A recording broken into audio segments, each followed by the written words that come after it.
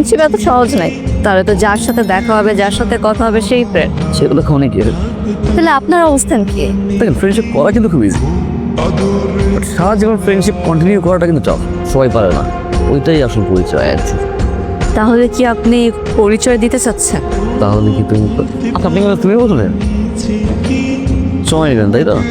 সময় লাগবে, অ্যাটেনশন লাগবে, ইমপ্রেস করতে হবে। অবশ্যই এটা প্রতিটা বিউটিফুল মেরি সেম। আপনি কিন্তু ভালো ফ্লার্টি আছেন। একটু একটু চলেন হাঁটি। আবার আপনি বললেন না? হাঁটতে হাঁটতে ভাবি তুমি বলা যায় কিনা।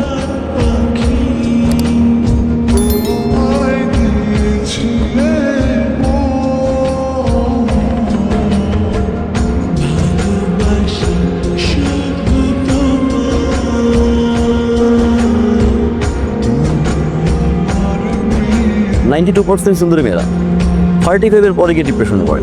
No? তো সুন্দরী অনেক ছেলে ট্রাই করে ইমপ্রেস করার জন্য, রিলেশনে যাওয়ার জন্য। সো এই ট্রাই আর ইমপ্রেসের ভিতরে রোমান্সের অনেক কিছু দেখে ফেলে। কিন্তু 35 পরে গিয়ে ওরা নতুন কিছু দেখে না, ডিপ্রেশনে পড়ে। উপায় কি ডিপ্রেশনে না পড়ার? এটা তো করি নাই। তো আমার মনে হয় কি, সুদর্শন একজন ছেলে দেখে খুব তাড়াতাড়ি রিলেশনশিপে যাওয়া উচিত। কিছুদিন পরে বিয়েটা করে ফেলা উচিত। সরি, তুমি কি আমাকে প্রপোজ করলো? বুঝতে পারছো? বুঝতে পারলে ইয়েস। সিরিয়াসলি ভালোবাসো আমাকে? ভালোবাসি, কত? অনেক বেশি। সারা জীবন ভালোবাসি, প্রতিদিন প্রেম করবো নতুনভাবে। যে রাস্তা হারিয়ে যায়, ভালোবাসা দিয়ে খুঁজে নেবো। সেটা জীবন থেমে যায়। বা ভালোবাসা মরিচিকা না।